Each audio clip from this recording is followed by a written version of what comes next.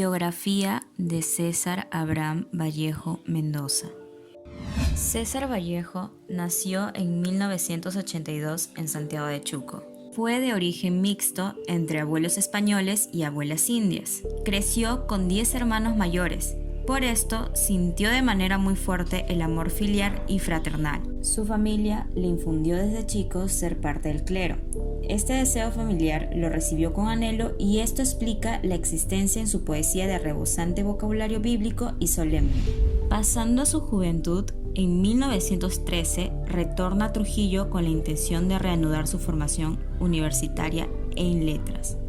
A fin de financiar sus estudios, laboró como maestro en el Centro Escolar de Varones número 241 y posteriormente en el Colegio Nacional de San Juan, donde tuvo como pequeño discípulo a Ciro Alegría. En 1916 concurrió con la juventud erudita de la época asociada a la Bohemia trujillana, conocida prontamente como Grupo Norte. Divulga sus primeros poemas en los periódicos y revistas locales. En ese mismo tiempo se embeleza de María Rosa Sandoval, que fue la musa inspiradora de algunos de sus poemas de los Heraldos Negros. En 1917 es persuadido por sus amigos para trasladarse a Lima, a fin de proseguir sus estudios en la Universidad Nacional Mayor de San Marcos y conseguir su doctorado en Letras y Derecho. Sus miembros más destacados fueron Antenor Orrego Espinosa, César Abraham Vallejo Mendoza, José Eulogio Garrido Espinosa, Alcides Alejandro Espelucín Vega, Óscar Imaña Sánchez, Luis Valle Goicochea, Francisco Arturo Sandoval Bustamante, Juan José Lora Olivares, Nicanor de la Fuente Cifuentes, Macedonio de la Torre Collard y Federico Esquerre. Estos conformaban una generación rebelde. Cuestionaban las ideas estéticas y políticas de ese entonces. Tenían una mirada crítica de análisis, simpatía y compromiso sobre la realidad peruana, desde nuevas perspectivas artísticas y sociales. Los norteños lograron inmediato eco en Arequipa, luego en Cusco y Puno. Vallejo se integró entusiasmado al grupo. Se acopló muy rápido, dedicándose más tiempo a escribir, alejándose poco a poco de sus estudios de derecho. La forma de expresarse de los jóvenes y rebeldes artistas norteños, tanto verbalmente como en sus obras, no era bien visto para los gustos locales. La comunidad trujillana reaccionó ignorándolos, mirándolos y escuchándolos con cierta apatía o suspicacia ante una obra que no lograban valorar ni interpretar. A pesar de ello, los trabajos iniciales y sus propuestas fueron aceptados en varias revistas conocidas. César Vallejo fue inculpado y encarcelado sin ninguna prueba por los sucedidos en Santiago de Chuco el 1 de agosto de 1920. Esto hace ver el mal funcionamiento de la autoridad que había en ese entonces. Este pasó 112 días en la cárcel, pero no dejó de escribir y sacó su poemario Trilce. César Vallejo, luego de la injusticia que vivió en su tierra natal, va a Europa sin retorno al Perú, dejando atrás todo lo que sufrió con la muerte de su madre y hermano. En el viaje estuvo acompañado de Julio Gálvez Orrego. Además, durante su pertenencia en Europa, vemos que publica varios poemas.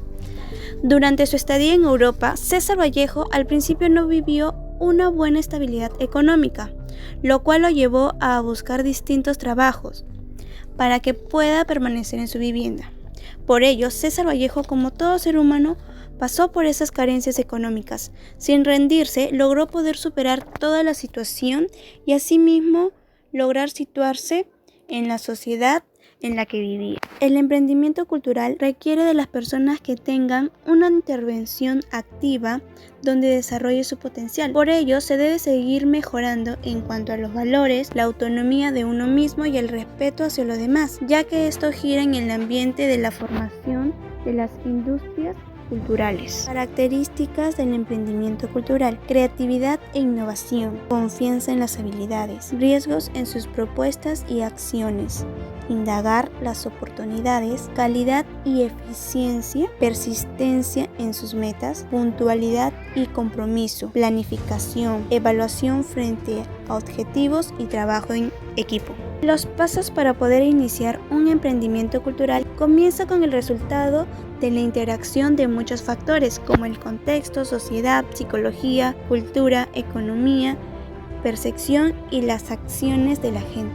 La visión debe estar presente en un emprendimiento cultural, ya que es el saber evaluar y aprovechar las oportunidades que se le ofrecen e involucra todas las funciones, actividades y acciones relacionadas con la percepción de oportunidades y la creación de un emprendimiento cultural. Las cualidades de un buen emprendedor se caracterizan principalmente por presentar pasión, innovación, iniciativa, perseverancia, optimismo, creatividad, visión de futuro, liderazgo y confianza. En la naturaleza del producto, escogimos un audiovisual ya que este se basa en la utilización conjunta del oído y de la vista, mediante imágenes y sonidos grabados, en especial para elaborar material didáctico o informativo.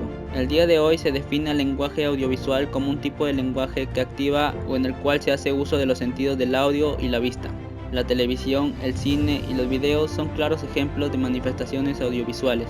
Se crean así nuevas realidades sensoriales mediante ciertos mecanismos: la armonía, la complementariedad, el refuerzo y el contraste. Las características de los medios audiovisuales son que presentan las ideas de forma clara y precisa, son fácilmente visibles y claros para el público, generan afán o curiosidad por lo que pasará, presenta el poder de fijar la atención y la memoria de quienes lo perciben, presentan las ideas y medidas de forma resumida, incrementan la capacidad de la comunicación, obligando a que enriquecen los restringidos resultados de una exposición de la información natural, son estimuladores y atraen al público, logrando captar su atención de forma impresionante. La importancia del medio audiovisual es que, gracias a esto, la comprensión y aprendizaje aumenta considerablemente. Es una manera diferente y alternativa a los libros de texto que parece tener un gran calado en las personas. Los pasos para su elaboración son: contar con un buen guión.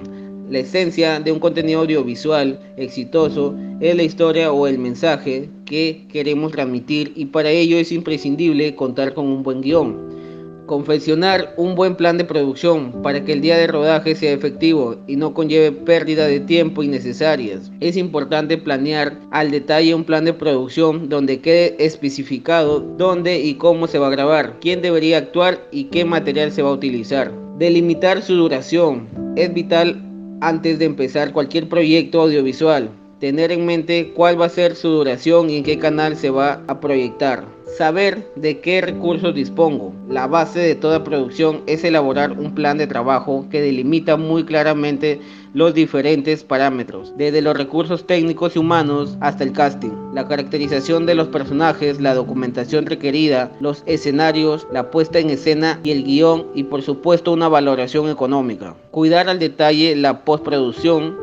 La postproducción audiovisual consiste en editar el material de la grabación, añadiéndole sonido, voz en off, música, transiciones o efectos especiales.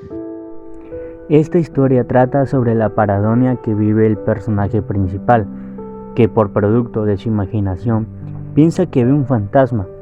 Lo que le ocasiona esa situación es la ruptura de un espejo y el canto de una gallina.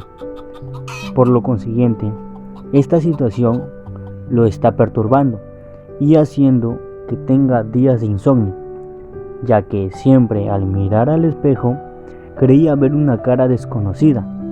Incluso tuvo que ir a comprar un espejo, el cual pasó horas observando para ver si se asomaba algo, pero todo lo que él veía era producto de su imaginación.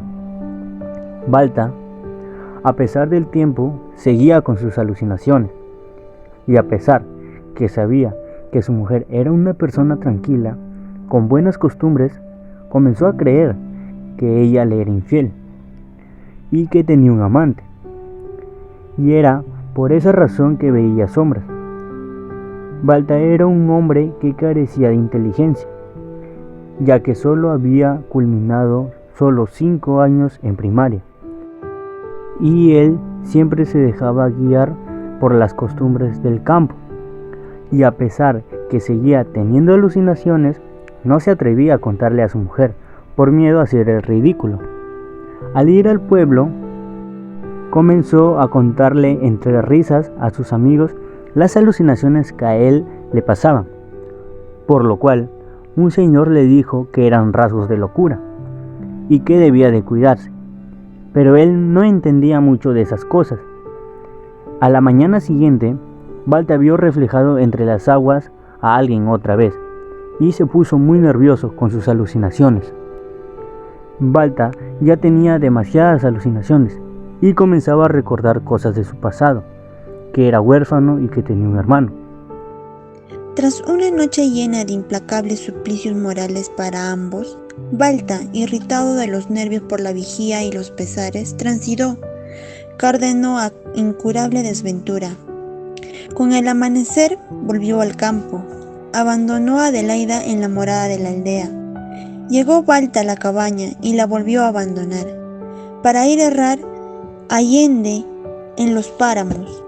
El rocío brillaba entre las primeras briznas y cuando Balta subió a la cima, revolaban al alrededor algunas ledras que le pagaron los follajes del tránsito, y tenía empapado el pantalón hasta más arriba de la rodilla.